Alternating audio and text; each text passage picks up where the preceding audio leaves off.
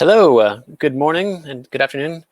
Good day to everyone. I'm Derek Top, Research Director with Opus Research, and I want to welcome you to today's webinar. I'm very excited about this topic. It's hiding in plain sight, how to infuse AI into your IVR. We are very excited to be here with Grant Duncan and Voximplant and Opus Research, talking about that old workhorse in your contact center infrastructure around IVR, but really how it can be infused with AI, conversational AI, to create amazing customer experiences. So we are doing a video webinar, so I wanted to introduce ourselves, and here we are. Again, I'm Derek Top. I'm the Research Director with Opus Research, or analyst firm that covers conversational AI technologies around intelligent assistance and authentication. First, I'll introduce Dan Miller, who's our lead analyst. Sure. What more is there to say? I'm Dan Miller. I'm here to share my IVR experiences with you, and then talk about how we can improve upon them. And we have no better person than Grant here. And Grant Duncan, would you like to introduce yourself? Sure. Thanks, guys. Hi there. I'm Grant Duncan. I'm the VP of Marketing at Voximplant. And we're really excited to be talking about this topic, as it's one of Voximplant's sweet spots. Perfect. Cool. And so just to let everyone know, this is a live webinar, so we definitely encourage people to interact with us and ask questions. There is I think a little box underneath your video player that you can go ahead and include questions and comments throughout. We definitely want to hear from you as we go through it. So real quick, I'll just go through the agenda of what we're going to talk about today. First, we're talking about the IVR, which is such an interesting concept, because in reality, obviously, people are still calling into businesses and enterprises. So we'll learn about how this is certainly still an important part of your customer care business, and really get into what we talk about. Also, in a white paper, I should mention that we're working with Voximplant on what we're defining as a conversational IVR. And we'll also get into the idea of which is another word for voice bots, really, in a sense of how automated natural language conversational experiences can be utilized for your customer support and customer care. We'll also go through some of the trends involved with this. Dan Miller will be talking about that, and we have some real world case studies that Voximplant has also supplied for us to talk through. And again, we do encourage people to ask questions throughout. So please, I'm going to hand it over to Dan to kind of go through the first slide about reality checks. Perfect. So over time, and you'll see different variations on this particular stat. Opus Research, we coined the term conversational commerce and conversational access technologies early on. And really regard the what's sometimes called a customer journey, but the relationship between brands and their customers as it's carried out over time as being this ongoing asynchronous conversation with multiple touch points. But among them being web search, visit to the .com website, but eventually, and our stats show that it's in 60% of these instances, at some point they're picking up the phone and they're initiating a call when they hit a roadblock, when they want to take action. But at that point, they have something they want to accomplish. And a very high percentage of those calls are handled by an IVR. And even though, the old adage is, people have learned to zero out or say agent, agent, agent. One of the things that we've discovered, especially post-pandemic, when so many people are initiating commerce through digital channels and eventually picking up the phone, is that rather that you can put some sort of intelligent assistant logic within the IVR to offer more options than, say, hang up and go to our website, or leave the queue and you won't lose your place and that sort of thing. You can actually have the logic to answer questions, to carry out the objectives that the people have when they call. And in many instances in many industries, the customers have become confident that they can interact with IVR systems for much more than just giving the purpose of the call and initiating some routing. And at this point, we'll go back to video for a second. I'm wondering, if Grant wants to comment a little bit on, we're sort of sharing our IVR experiences here. I'm the sample of one, and I am always pleased when, to find out that there's more I can do with my voice. I know we've all been trained by our smart speakers and stuff, but there is an expectation that you can say, what's on your mind and get something accomplished. I think you're on mute. Thank you. Yeah, I completely agree. I think we've probably all experienced the evolution of this to some degree, from just having simple phone tree IVRs, press 1 for this, 2 for that, 3 for that. And sometimes, you might be having to listen to something for 2 minutes just to choose your option. And you're starting to see more companies move away from that to the kind of conversational IVR that you're talking about. And I think it seems like it's really improving the customer experience as well, because no one really likes to listen for 2 minutes to hear different options. They'd rather speak as if they were talking to a real person and get that kind of help. So completely agree that it's very valuable. Yeah. And I think it gets validated, and it was a surprise to many CX experts or contact center administrators, the people that are evaluating their options, which is the topic of the next slide I'll jump onto, that they've seen higher automation rates or capture rates, which are sort of the traditional measure of success of your IVR, with improved customer satisfaction scores as they measure that. And that was unheard of until we could introduce the elements of conversational AI that we're going to be talking about here. I'm going to jump back to, but it does raise issues and sort of the meat of what our conversation is here. So we're talking about adding elements of conversational AI to an IVR system. And there's ways to think about this, as an object of investment or line item in the company budget, whether you fund development of an intelligent virtual agent or virtual assistant, which, involves investment in some sort of NLP platform. You funnel it into automated self-service for sure. And the objective of a virtual agent is to sort of capture the best answers or recommendations or that your best live agents would provide, but to do it very consistently and across every channel that a customer will contact you. So one way or the other, if you're introducing sort of an independent thing and a voice bot, if you will, you need to hook it up to the same sort of things that inform your best agent or an IVR.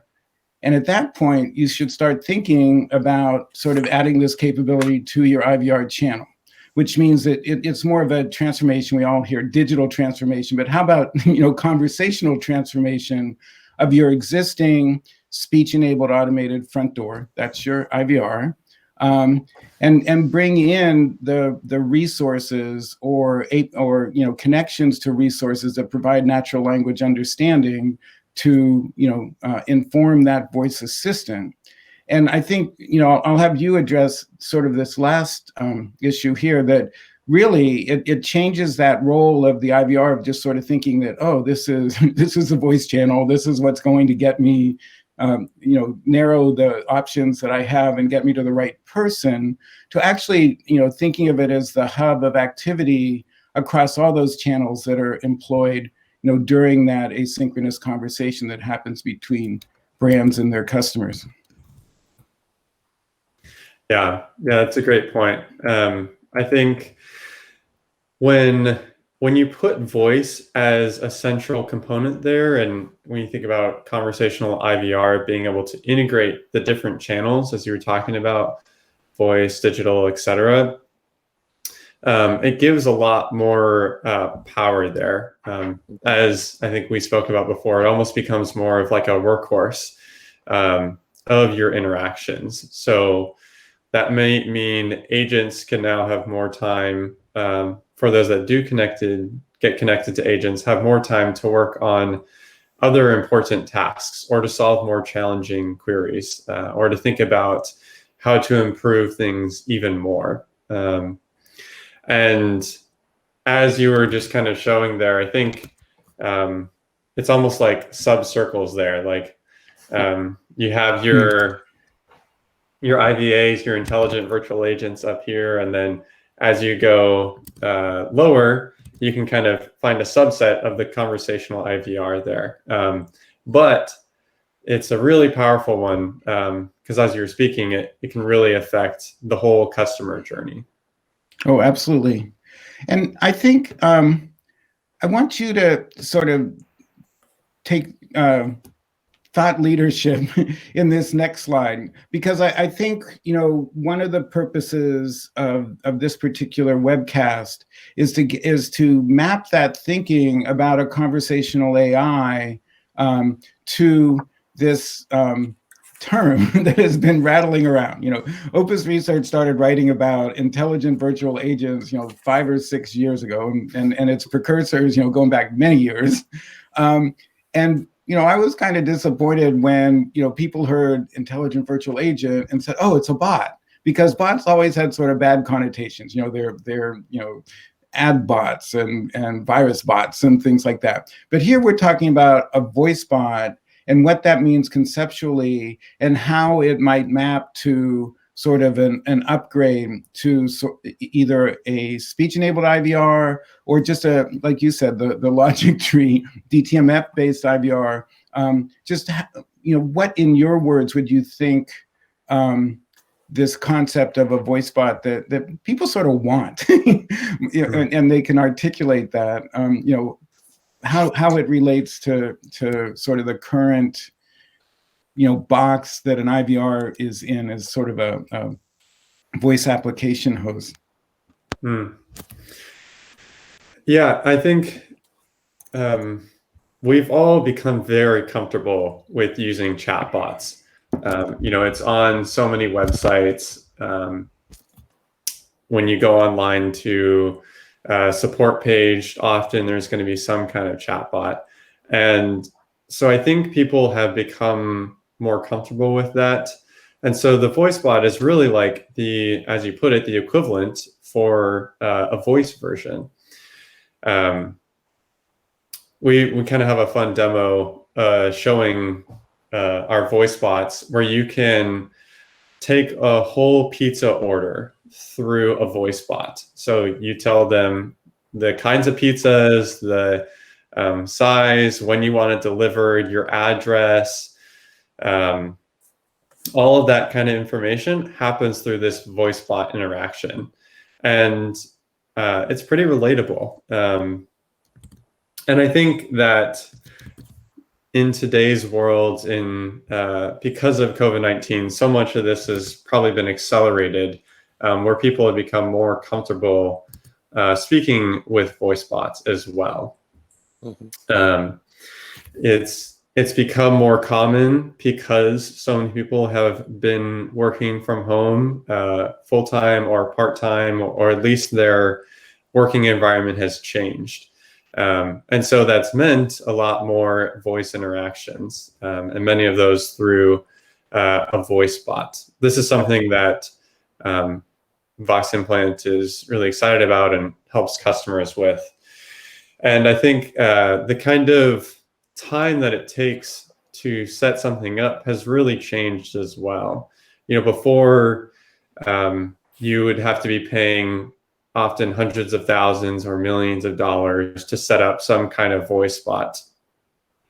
But because of the advances in technology, NLP, ML, AI kinds of advancements, this has really been incorporated into the voice bot world. So this kind of conversational IVR is no longer only for the Fortune 100 companies. It's for companies of all sizes. And it becomes a lot easier to implement. You don't need to hire computational linguists and whole development teams to do this. So I think it's made it more accessible for companies to actually implement this. And it's nice that it's become more accessible and people have become more comfortable with it. Yeah. And it wasn't that second bullet where we had the whole fruit salad of abbreviations, the machine learning, that sounds sort of daunting. But what you just said, and I think the core of this particular webcast is, I think it's become simpler with tools like the ones and tools and services like the ones offered by Voximplant to get from anything, from the DTMF based or the speech enabled one, into something that behaves like a voice bot, which people associate with chatbots. So yeah, I was going to add there too, in terms of that kind of that maturity, that kind of time to market or time to value really is becoming more and more accelerated. But at the same time, it's not simple. It's not that easy. It's not as far as we see a lot of people who are looking at like Dialogflow or other kind of commoditized types of NLP or solutions, but it does require some assistance with both either a service provider, like a solution provider, or within your team. And I think that's in terms of kind of get that kind of maximum level of value. And we've seen this one on the what we call intelligent assistants and chatbots. I think it's the point is there is a business case there and the value, but getting there does require a little bit of effort. Or at least some of the trends that you see here also help influence that value. So yeah. Go ahead. I didn't mean to visually cut you off, Derek. No. I was going to move to the and it just showed up. What we're talking about makes sense. So go ahead. Okay. So what we're seeing, and Derek laid the groundwork for this, is that there's several technology trends that have fueled this way to accelerate the whether you frame it as the upgrade of your IVR, the introduction of IVAs, or bringing in a voice bot.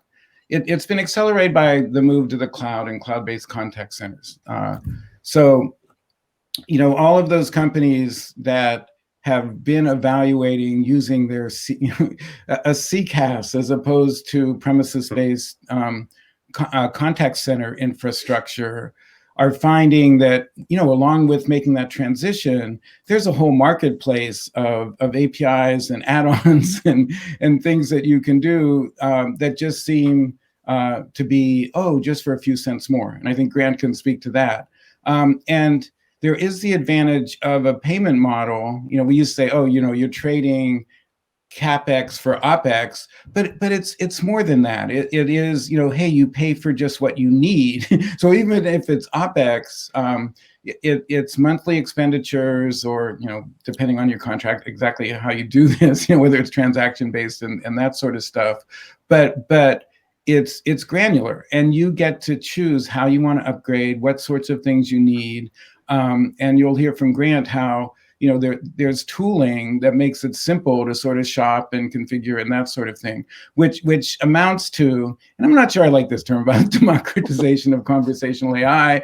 We do live in a democracy, I suppose, but it's really a lowering of the barriers. Grant mentioned that, you don't need computational linguists, and more sort of people. You can rely on business unit experts, or your subject matter expert can be the people that actually know the stuff, not necessarily the disciplines of designing dialogues.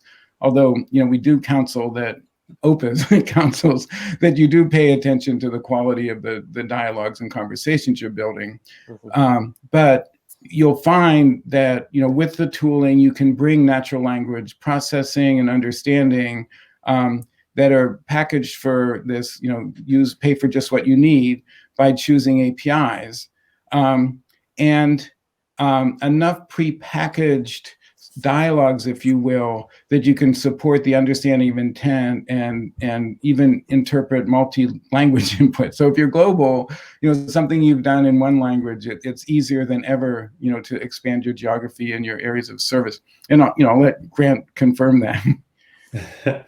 Yeah. Yeah. I mean, you're totally right on there. In some ways, just like we've seen the huge transition from on-premise systems for like cloud services to AWS, GCP, Azure, you're really starting to see the same thing with contact centers. That's why we have this whole category, as you mentioned, CCaaS, contact center as a service.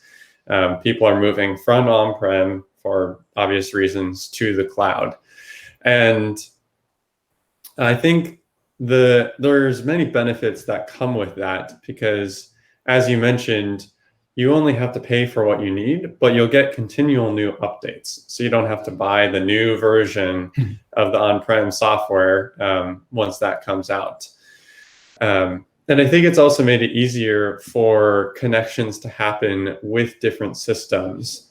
So for instance, with Voximplant, if you wanted to start with conversational IVR for a certain component of your business, you could do that and use a SIP connection into your existing contact center. You wouldn't need to rip and replace everything. Now, yes, of course, we do offer the full stack contact center, but when you have this cloud-based world, it makes it much easier to bring things together that you want to. And I don't think that was as easily done before. So that's a big value. And when you have just the pay for what you need, and sometimes even monthly contract options, rather than, you signed up for 12, 24, 36 months, that makes it even easier to do these kind of tests and POCs, or to roll it out into production. Absolutely. So speaking of production, our next slide is a bunch of the use cases, and we get a lot of questions about use cases, and we're always gratified when a vendor, webinar participant can bring some examples. So I'm going to turn it over to you to walk through the narrative here. Sounds good. Thanks. Yeah. So as we think about different industries, they are adopting, conversational IVR and voice bots to different fashions. You've done some research looking at different industries that are adopting this quicker. And I know that financial services, telecom, transportation were some of the most common there. We just added a few examples here. Home Credit Bank is an example of a customer with Voximplant. And they use a voice bot to really be able to help with simple tasks, such as new PIN codes, if someone's forgotten their password, share about new products, to try to upsell or cross-sell them. And instead of having a real person do these kinds of tasks, they're able to use this voice bot to do it. And because it's a voice bot, it's not just press 1 if you'd like to hear about this, 2 for this. They're able to interact with them in a more relatable fashion. Mm-hmm. Another financial services example, we have the third largest European bank as a customer. And as you might imagine, for such a large bank like that size, their amount of inquiries is so high. And so even if you can just help deflect some of those while maintaining a positive customer experience, it's a huge win for them. Healthcare is obviously a great example here as well.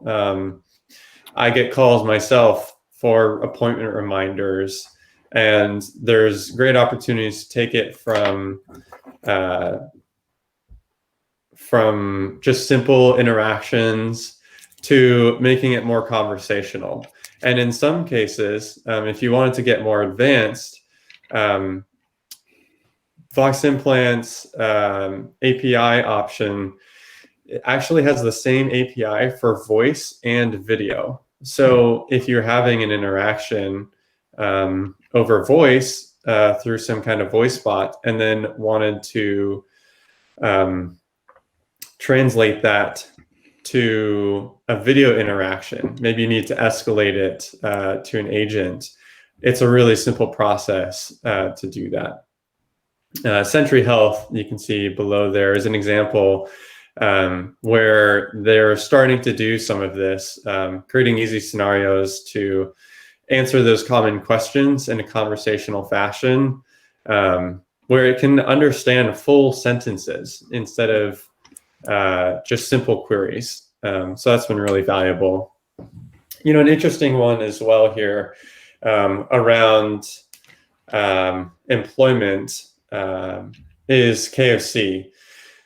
They are using Voximplant for a voice bot for their employment and verification process. So when you think about a company as big as KFC, their applications are very high numbers. And so some of those, though, are not very qualified. And so using a voice bot, you can help to do some of that initial qualification.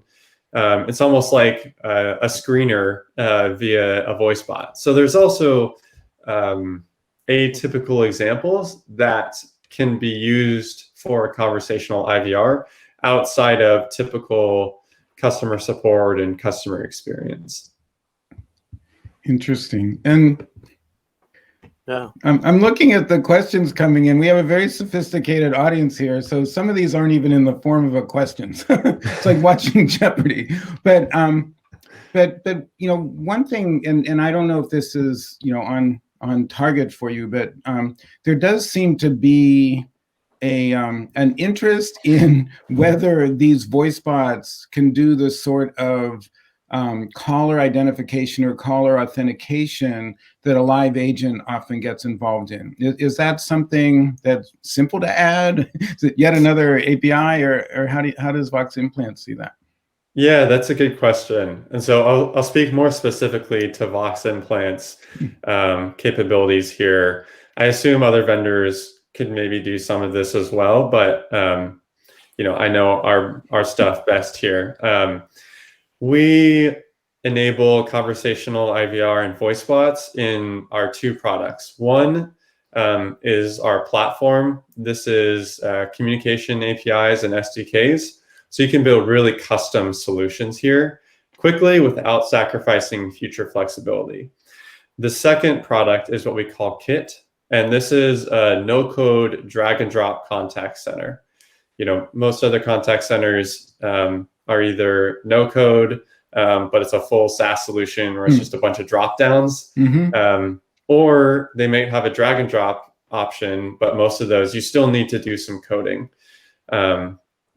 With us, we kind of provide the best of both worlds there. And if you want to get more technical, you can add in functions and API calls and such.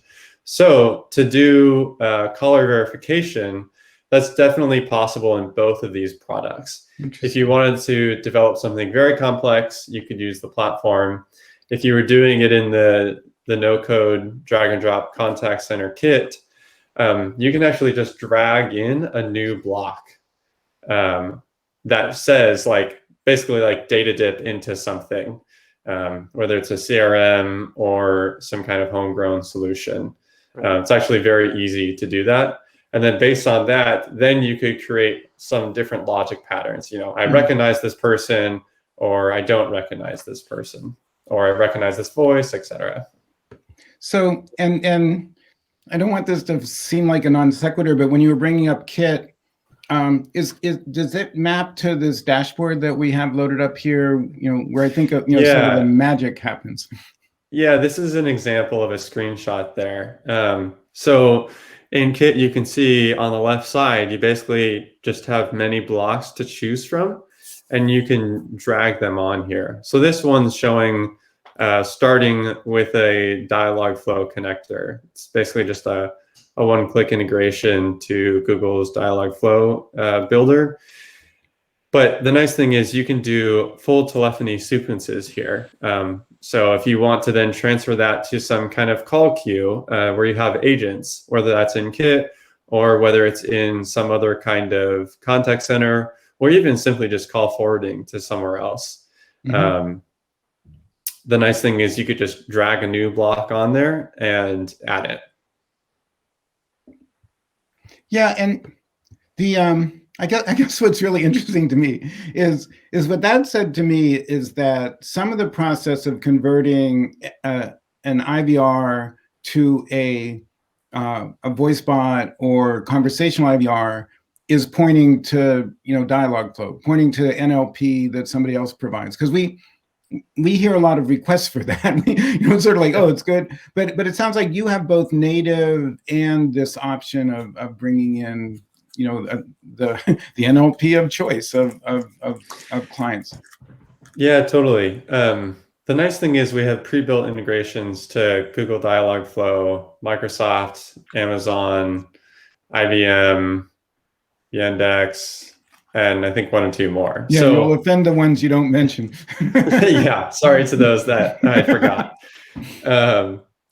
But you can essentially either take what's existing if you've built something complex and bring it in, or you can say, hey, I want best of breed. I'm going to try these different ones out and bring it in.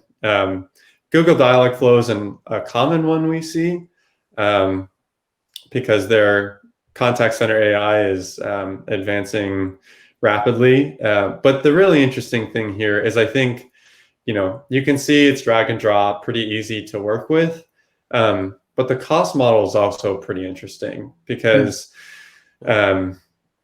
basically, like at list price, you could have a full voice bot with us for 3 cents per minute. There's a few different things you can include there.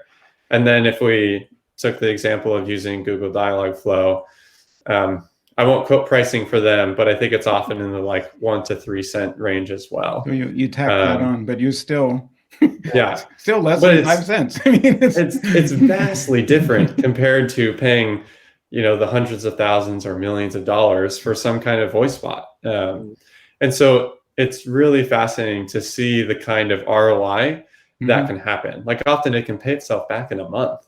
Yeah.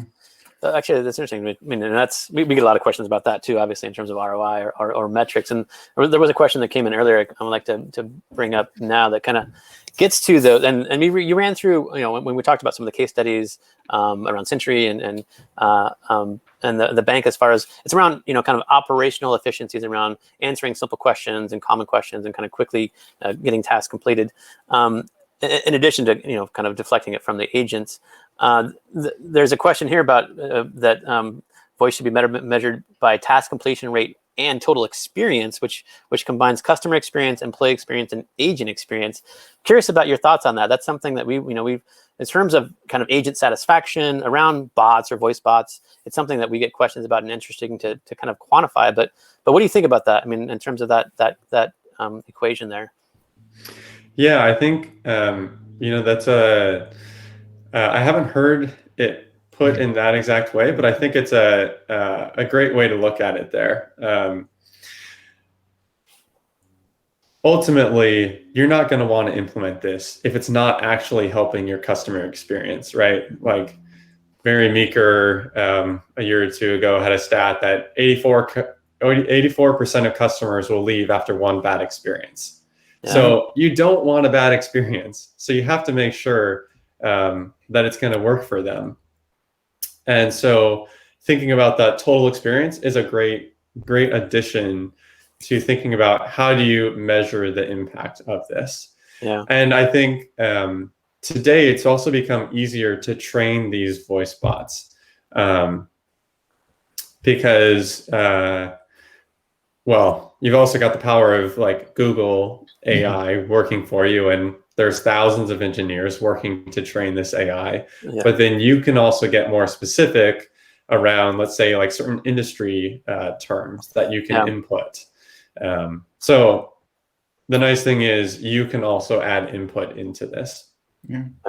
And then the missing dimension there was the agent experience as well, and we're hearing more and more.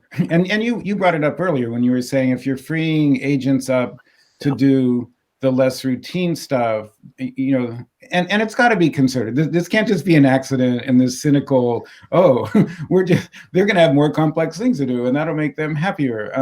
It really is. It really is designing the sort, you know, recognizing that these conversations, that the conversational IVR is just part of it. It serves a function.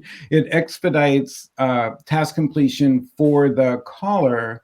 But you also brought up this other thing about the internal use by KFC, as you know, as part of HR. There's an increasing realization that, you know, AI or conversational AI often manifests itself in ways that are neither customer facing or voice. So there is this opportunity, and I'm just wondering if you're seeing in your implementations, you know, the use as an agent assistant, or this recognition that, you know, in that contact center as a service, you know, full stack that you're talking about, that it does take into account, you know, the full, that equation that our attendee was asking about, adding the agent experience in there too. Yeah, totally. In our experience at Voximplant, we've seen that about 60% of customer queries can be handled by a voice bot alone, and that satisfies what they need. Around 20%, it probably is like a voice bot plus a human agent. And then 20%, like a human agent is really probably just going to be best to do this. Maybe even it's like a VIP funnel or something. So there are definitely some where the agent is going to be involved in some fashion with this voice bot. And I think it can often help with that kind of agent experience in helping provide more context, as you mentioned. They may already have some information about them. Similar to sales, you know, if you think about a salesperson, you're interested in some product, you reach out to them. It's always better if they have more information about your company or about what you're actually looking for, rather than just getting on the phone and saying, how can I help you? Exactly. And so this helps the agents be more prepared to provide more engaging help. Right. And frankly, if you're an agent, no one wants to be answering password reset calls either. Like, so that is not a fun job. So if it's more interesting questions, you're going to enjoy your job more. Exactly. And so we did get a question whether people get the slides. I think that's an opportunity to talk about the slides and the report that we've prepared as well. You'll be hearing from us, but I'll let Derek talk about it. Yeah, no, we'll definitely be, there is a report that we've prepared that we want to publish in the near term, and we can certainly include the slides on that. I also will include them as far as kind of the playback, so they'll be in Bright Talk, and then yes, look for the report very soon. And then I like this last question because I think it'll give us something to talk about. So we're in the Q&A, that's what we look like. But and here we are. But this question, and I just think it's a thing to go out on. Why is it so easy to get frustrated with a bot and only seem to be able to understand questions worded in a specific way? And I'll lead off by saying, I think that's less true than it used to be, as I've seen, you know, grammars get built or corpora of utterances that inform bots, if you will, to you know, they get smarter. That's what machine learning means.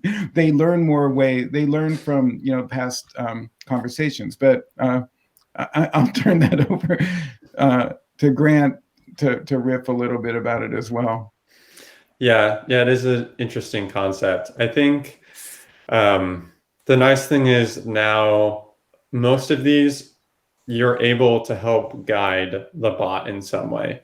So you can provide more information, as you were talking about, but also a fair amount of it is being provided already by Voximplant or these best of breed NLP companies. I think another interesting thing that sometimes frustrates people with bots is this concept of the uncanny valley effect. It's not talked about as much these days, but essentially the short version of the idea is if bots sound too real, then people might actually get frustrated to find out that they're a bot later, because people want to think that, if they're talking to a human, they know it's a human. Whereas if it's a bot, it would be nice to know that it's a bot. Even if it sounds good, it doesn't sound completely like a 90s robot. You want it to be relatable. And so if it's too human-like, you kind of have this valley effect there that you actually should keep those bots sounding slightly bot-like. Yeah, no, that's something we have definitely guided our clients and people on, because either from a text or voice, same idea. Is like you want to make it clear, because the bot is there for a reason, and that kind of gets to the question there, I think, as far as just like how we've been conditioned to talk to an IVR or how we search Google, we do things because we have something we want to get done. And so even if a bot doesn't necessarily provide that, certainly that 20% you talked about, that long tail of stuff that needs to go to an agent, but people are calling for something. If they can get it done quickly, they can, and they talk to a bot, and the way that, sure, it's a little kind of stunted or not totally natural, but they get their stuff done, and that's all they want. And I think that's the good start, and that's based on the kind of the functionality and the features behind these implementations and the use cases that they're applied to. So I think there's still a long way to go, but it's a good start right now.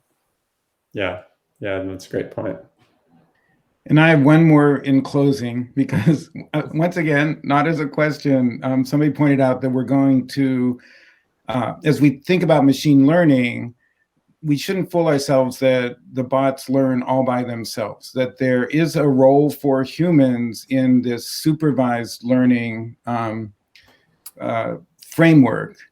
And that introduces bias. We know all that sort of thing. So it has to be done within the awareness of just human concern and legislators' concern at this point, that that we design these things to be ethical, to be transparent, to be explainable.